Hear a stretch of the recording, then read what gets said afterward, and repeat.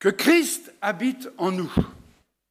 C'est un sujet que j'ai déjà traité, Martine me l'a fait observer, mais les derniers temps, j'ai étudié la fin de l'évangile de Jean et j'ai été interpellé par toutes les fois où Jésus dit « demeurez ».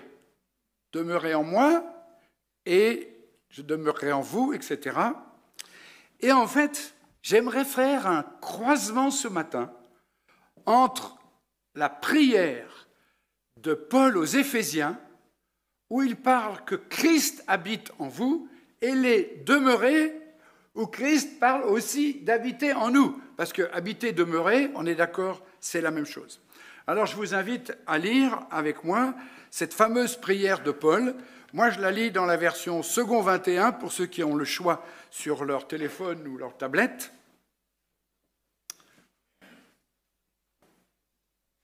Je vais lire toute la prière, bien que je vais me étudier juste un petit bout de cette prière. Prière de Paul pour les Éphésiens. Voilà pourquoi je plie les genoux devant le Père de notre Seigneur Jésus-Christ, de qui toute famille dans le ciel et sur la terre tient son nom. Je prie qu'il vous donne, conformément à la richesse de sa gloire, d'être puissamment fortifié par son esprit dans votre être intérieur, de sorte que Christ habite dans votre cœur par la foi. Ça va être ce verset que je vais utiliser. Mais je lis la prière jusqu'au bout. C'est pratiquement impossible de ne pas le faire. Je prie que vous soyez enracinés et fondés dans l'amour, pour être capables de comprendre avec tous les saints quelle est la largeur, la longueur, la profondeur et la hauteur de l'amour de Christ, et de connaître cet amour qui surpasse toute connaissance, afin que vous soyez remplis de toute la plénitude de Dieu. À celui qui peut faire, par la puissance qui agit en nous, infiniment plus que tout ce que nous demandons ou pensons, à lui soit la gloire dans l'Église, en Jésus-Christ, pour toutes les générations, au siècle des siècles. Amen. Il y en a qui écrivent un livre, juste pour ces versets. Moi, je vais prendre un verset et quelques minutes. Donc voilà, nous allons examiner ensemble. Je prie qu'il vous donne d'être puissamment fortifié par son esprit dans votre être intérieur, de sorte que Christ habite dans votre cœur par la foi. Nous avons l'habitude d'utiliser des expressions comme inviter Jésus dans son cœur, donner son cœur à Jésus. J'imagine que tous, à un moment ou à un autre, nous avons fait quelque chose pour recevoir Christ, pour lui dire « nous croyons en toi, nous avons confiance ».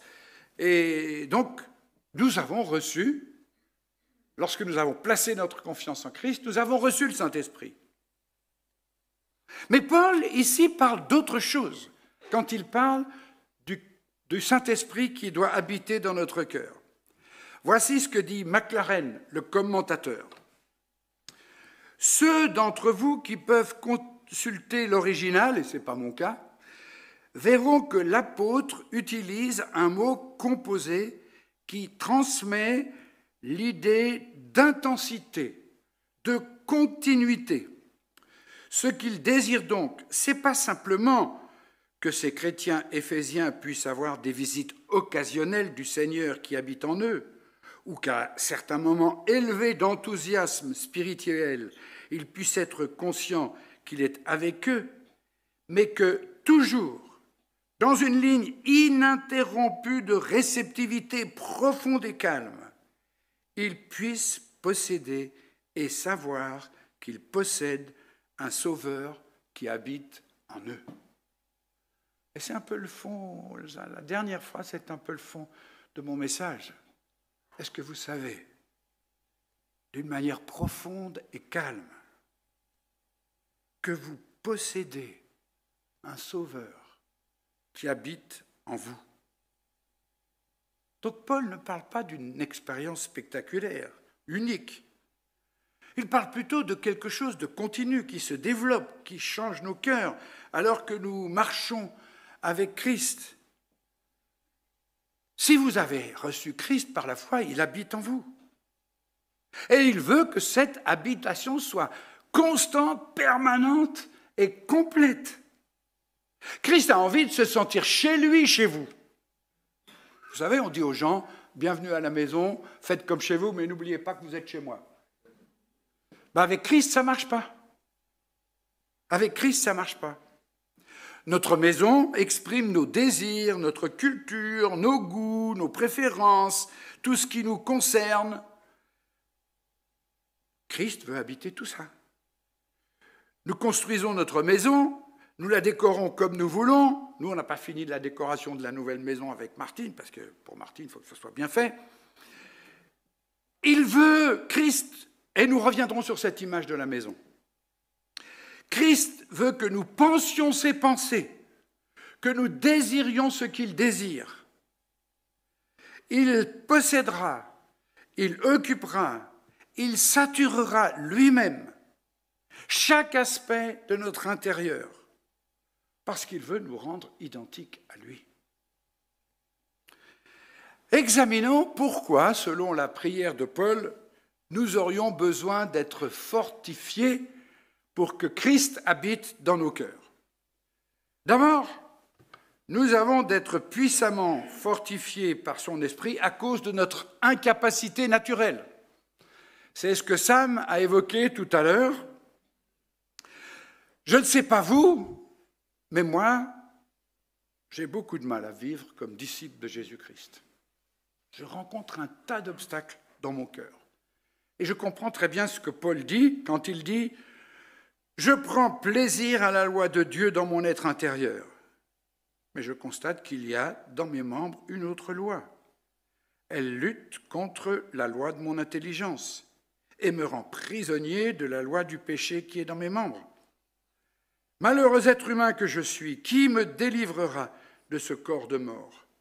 J'en remercie Dieu, c'est possible, par notre Seigneur, par Jésus-Christ notre Seigneur.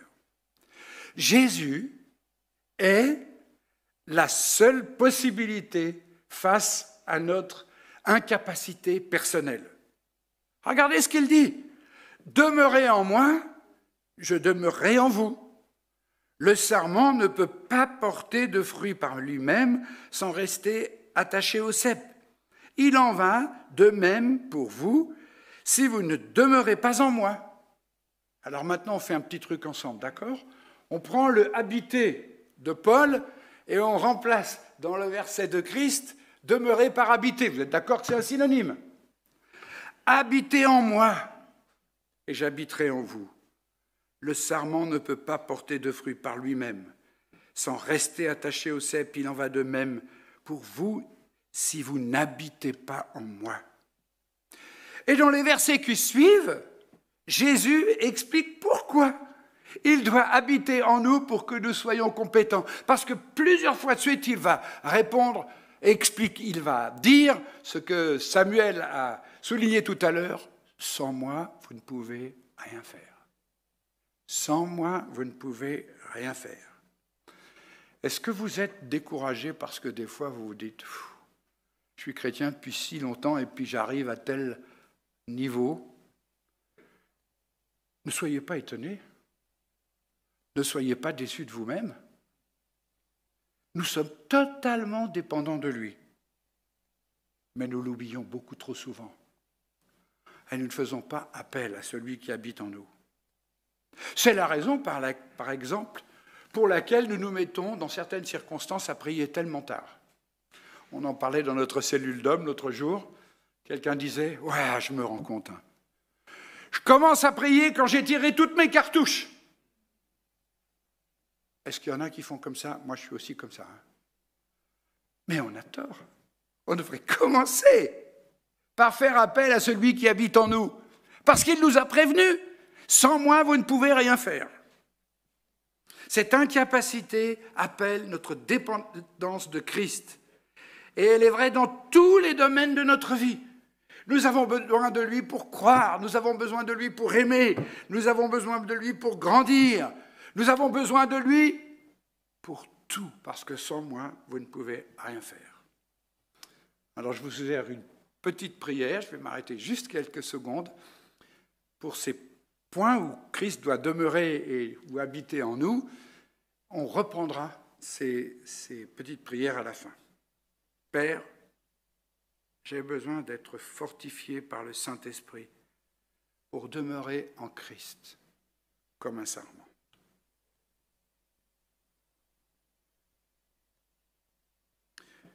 Nous avons besoin d'être puissamment fortifiés par son esprit à cause de notre difficulté à aimer. Je ne sais pas pour vous, mais moi, aimer, ce n'est pas si naturel que ça. C'est plus facile d'aimer certains que d'autres. Et je pense que nous sommes tous en conflit permanent avec notre ego. Notre ego veut être le premier, notre ego veut être apprécié, se sentir fort, montrer qu'il ne doit rien à personne, et même pas au Seigneur, être en vedette, être aimé, se sentir redevable. Vous voyez de qui je parle, là? Là encore, Jésus est le seul qui puisse changer les choses et transformer notre nature. Vous vous souvenez de ce que Jésus dit dans Jean 15 ? « Demeurez dans mon amour. Si vous gardez mes commandements, vous demeurerez dans mon amour. De même que j'ai gardé les commandements de mon Père et que je demeure dans son amour. Je vous ai dit cela afin que ma joie demeure en vous et que votre joie soit complète. » Allez, on fait le petit truc, là, on remplace « demeurer » par « habiter » pour être en lien avec mon texte de Paul. « Habitez dans mon amour. Si vous gardez mes commandements, on va en parler au prochain point, vous habitez dans mon amour. De même que j'ai gardé les commandements de mon Père et que j'habite dans son amour. Je vous ai dit cela afin que ma joie habite en vous et que votre joie soit complète. » Est-ce que vous vous rappelez de ce qui s'est passé juste un peu avant que Jésus nous invite à habiter, à ce qu'il habite en nous et que nous habitions en lui? Juste avant, il a lavé les pieds de ses disciples. Et puis il a précisé sa pensée sur le sujet. Et il a dit, « Si donc je vous ai lavé les pieds, moi, le Seigneur et le Maître, vous devez vous aussi vous laver les pieds les uns des autres. Car je vous ai donné un exemple, afin que vous fassiez ce que j'ai fait. En vérité, je vous le dis, le serviteur n'est pas plus grand que son maître, ni l'apôtre plus grand que celui qui l'a envoyé. Si vous savez cela, vous êtes heureux, pourvu que vous le mettiez en pratique. » Antoine Nuis commente ce verset en disant « Une des deux béatitudes de l'évangile de Jean, heureux ceux qui se lavent les pieds les uns des autres. » Elle pourrait figurer au frontispice de nos églises. On se pose peut-être des questions, est-ce qu'il faudrait vraiment laver les pieds? Moi, je vous avoue que j'ai l'impression qu'on va prendre la scène tout à l'heure ensemble, mais je pense qu'on a quand même beaucoup relativisé. Ça a été fait en même temps. Laver les pieds, c'était pendant le repas de la Seine. Et voilà, c'est peut-être un peu plus compliqué à pratiquer en réalité, n'est-ce pas? Mais vous vous posez des questions sur votre difficulté à aimer les autres. Vous avez ce que Jésus a prévu pour vous et moi, qu'il habite en nous de manière continue et que nous habitions dans son amour. Aucun doute, nous avons besoin d'être fortifiés par l'Esprit pour cela. La prière qui va avec, Père, j'ai besoin d'être fortifié par le Saint-Esprit pour demeurer dans l'amour.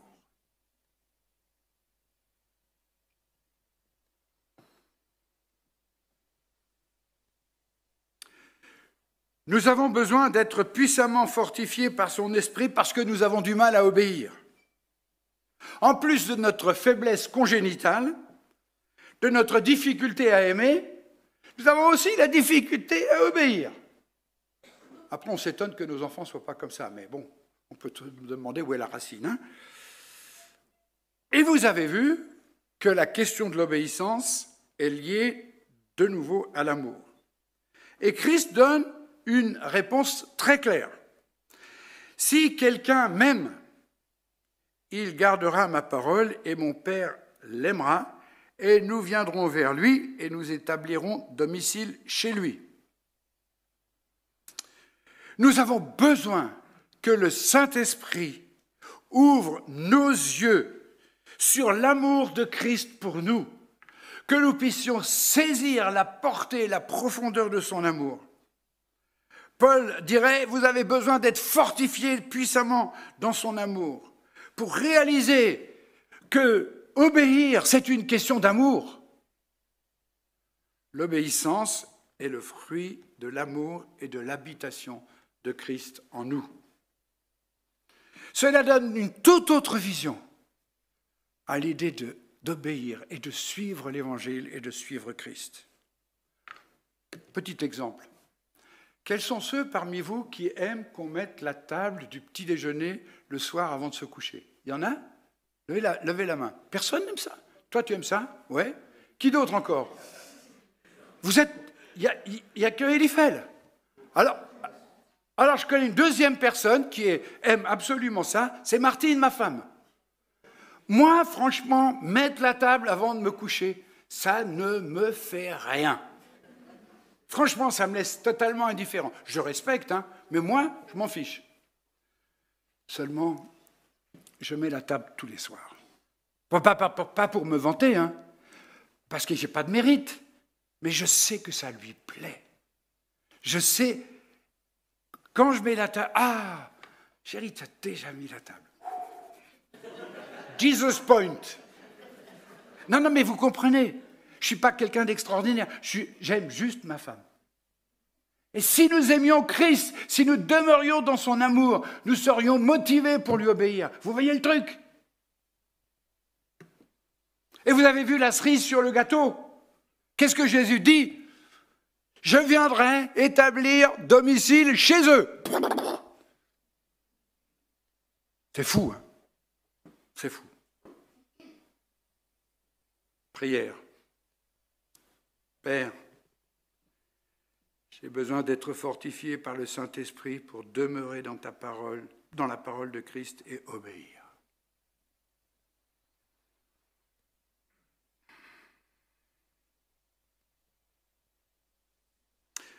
Nous avons besoin d'être puissamment fortifiés par son Esprit pour laisser Christ régner en nous. Jean 14, 23 implique que l'obéissance marche avec l'amour. On est d'accord, on vient de le souligner. Si Christ et notre Père céleste établissent leur domicile en nous, cela pose une question cruciale. Qui est le propriétaire? Qui est le patron? Nos désirs? Notre intuition?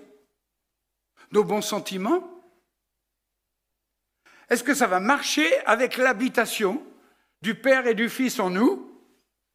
C'est tout l'enjeu de Romains 8. Quant à vous, vous n'êtes pas animés par votre nature propre, mais par l'Esprit, si du moins l'Esprit de Dieu habite en vous.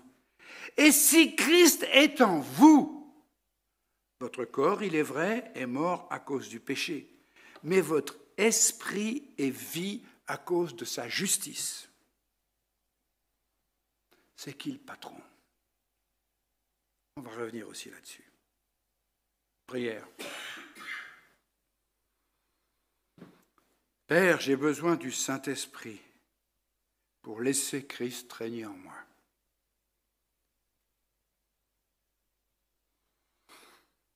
Et enfin, nous avons besoin d'être puissamment fortifiés par son Esprit dans notre foi, parce que c'est la clé de l'habitation. Paul a placé le curseur au bon endroit, de sorte que Christ habite dans vos cœurs par la foi. Paul ne dit pas « Christ va habiter chez vous par des expériences surnaturelles », mais par la foi. Oui, Christ habite en nous. Et pas seulement Christ, le Père aussi. Et pas seulement Christ et le Père, le Saint-Esprit aussi. Et pas seulement Christ, l'Esprit, le Saint-Esprit, le Père, son amour aussi habite en nous. Et pas seulement Christ, le Père, le Saint-Esprit, son amour, sa parole aussi. Et pas seulement Christ, le Père, l'Esprit, son amour, sa parole, sa joie aussi. Vous vous rappelez, on l'a lu. Afin que ma joie habite en vous et que votre joie soit parfaite. Alors oui, pour que tout cela habite en nous de façon continue, nous avons vraiment besoin d'être fortifiés dans notre foi par l'Esprit de Dieu. Et Antoine Nuis commente en disant cela, avoir la foi, c'est demander à Dieu de faire sa demeure en moi et de vivre à partir de cette habitation. La vie chrétienne ne s'inscrit pas dans le registre d'un Dieu qui commande et d'un humain qui obéit, mais d'un Dieu qui aime et qui invite ses enfants à entrer dans son amour. Ce n'est pas l'obéissance, mais l'amour premier. Prière. Père, j'ai besoin d'être fortifié par le Saint-Esprit dans ma foi.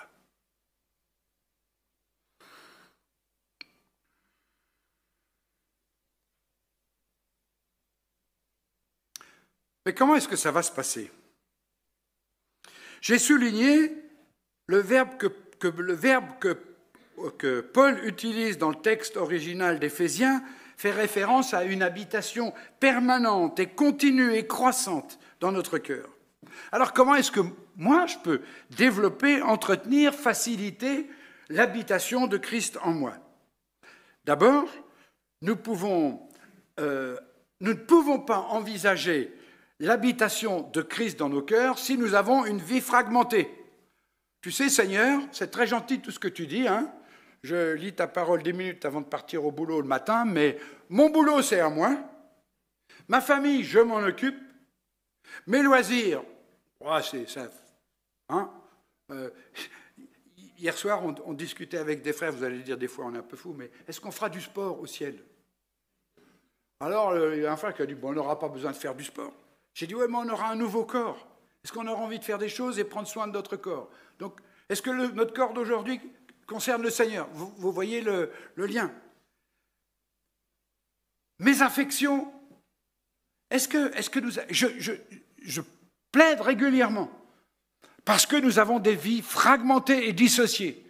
C'est d'abord impossible à gérer en termes de gestion de sa vie familiale et tout, parce que nous n'avons pas de temps. Tu as souligné, qui a souligné qu'on est tous bouffés. Ah, c'est le frère à propos de la lecture. Hein. On n'a pas de temps, on a des vies tellement remplies, dissociées. Ouais, mais bon, c'est un problème. Mais le problème, c'est que quand c'est dissocié vis-à-vis de Christ, c'est autre chose. Nous devons accueillir le Seigneur dans tous les aspects de notre vie. Il n'y a aucun domaine qui ne le concerne pas.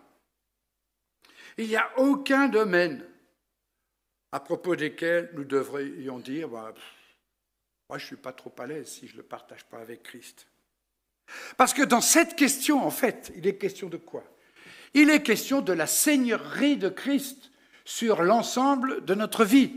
Et quelqu'un a dit, si Jésus n'est pas le Seigneur de tout, il n'est pas le Seigneur du tout.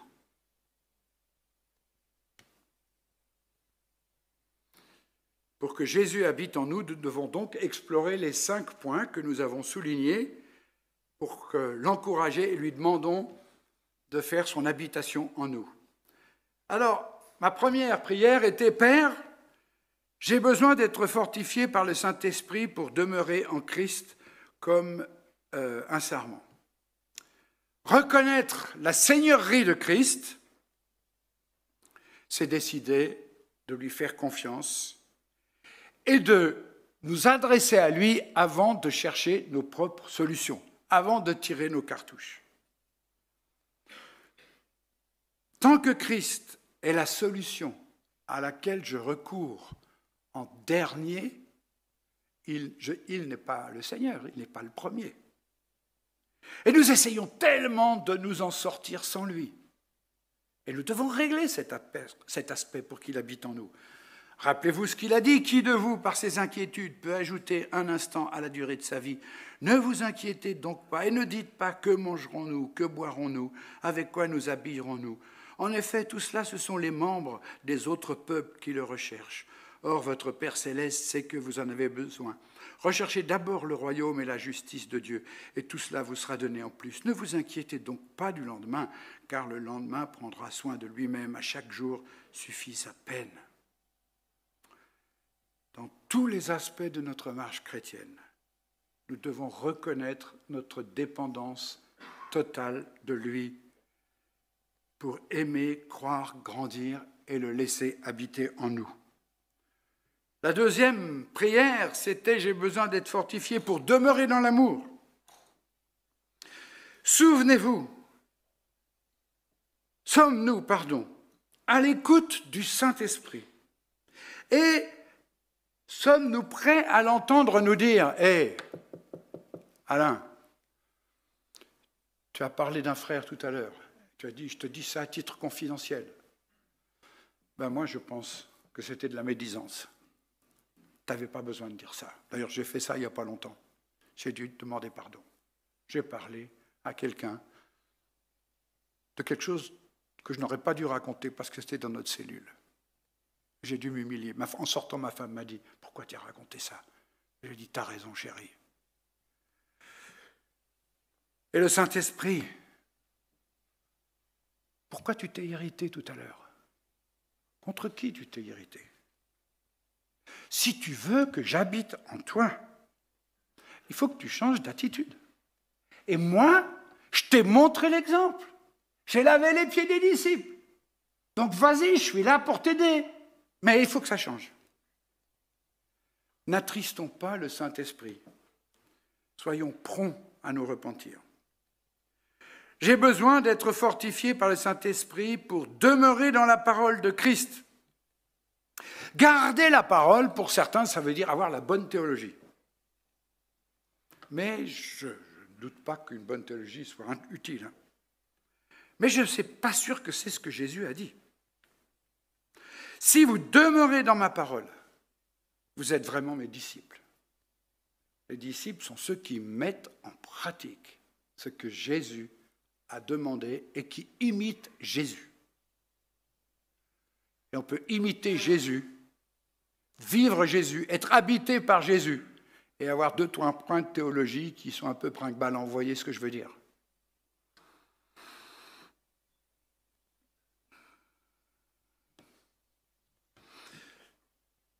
Au risque de me répéter, si pour être disciple, il doit habiter en nous, cela met de nouveau en jeu la totalité de notre personne. L'évangile et être disciple, ce n'est pas avoir une croyance, ni une adhésion intellectuelle à une pensée, même à l'évangile. Antoine Nuis dit « Celui qui se contente d'avoir la foi est passif, celui qui demeure dans la parole est actif. » Cette expression évoque la persévérance et la résistance à l'usure. La prière suivante était « J'ai besoin du Saint-Esprit pour laisser Christ régner en moi ». Voilà la question super banco.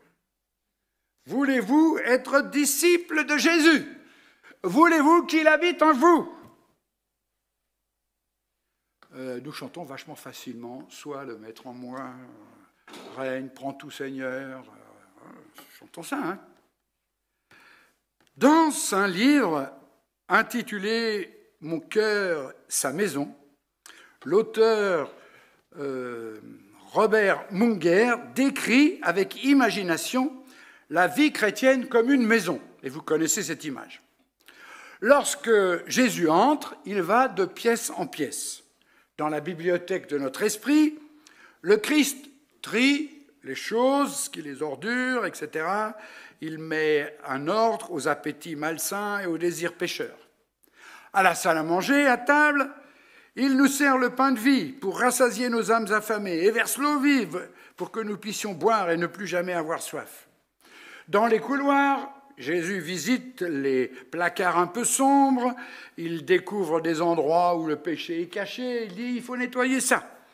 En fait, le Seigneur se ferait comme ça dans notre maison, dans chaque pièce, et il veut manifester partout que ça soit son amour, sa miséricorde, son pardon et sa grâce qui remplissent l'espace. Et Munger raconte qu'il croyait que le Seigneur avait finalement terminé la rénovation. Mais un jour, en rentrant chez lui, il a trouvé le Seigneur qui l'attendait à la porte, qui lui a dit « Il y a chez toi une odeur particulière dans la maison, il y a quelque chose de mort dans ton placard là. » Munger, qui connaissait l'existence du placard, mais avait la clé et voulait en interdire l'accès, ne voulait certainement pas que le Christ tombe sur ce placard. En fait, il était même furieux que le Christ lui en ait parlé. Après tout, il avait donné la bibliothèque, la salle à manger, le salon, l'atelier, la salle de jeu à Christ, et maintenant, Christ voulait en plus ce placard. Après tout, est-ce qu'il allait le laisser entrer dans ce placard? Mais il a dit, c'est trop. Je ne vais pas lui donner la clé. Mais le Seigneur a dit, je ne peux pas rester ici tant qu'il y a cette odeur nauséabonde. Je vais aller faire mon lit sous le porche jusqu'à ce que ça soit nettoyé. Munger raconte, lorsque vous avez appris à connaître, à aimer le Christ, la pire chose qui puisse arriver est de sentir que sa communion s'éloigne de vous. J'ai dû me rendre. Je te donne la clé, ai-je dit tristement, mais tu devras faire le ménage, je n'ai pas la force de le faire. Et le Seigneur m'a dit, je sais que tu n'as pas la force. Donne-moi simplement la clé et autorise-moi à m'en occuper et je le ferai. Finalement, Munger a remis le titre de propriété de sa maison au Seigneur et lui a dit, c'est toi qui diriges, c'est toi qui habites en moi. La dernière prière était, Père, j'ai besoin d'être fortifié par le Saint-Esprit pour être fortifié dans ma foi. Reconnaissons notre faiblesse. Le ministère surnaturel du Saint-Esprit peut nous fortifier afin que Christ habite en nous. Et vous savez quoi? Il y a, avec ce message que je vous ai partagé, un lien profond avec Noël. C'est Bernard de Clairvaux, un moine du réformateur cistercien du temps de la Renaissance, qui a dit « Nous savons qu'il y a 3 venues de Christ.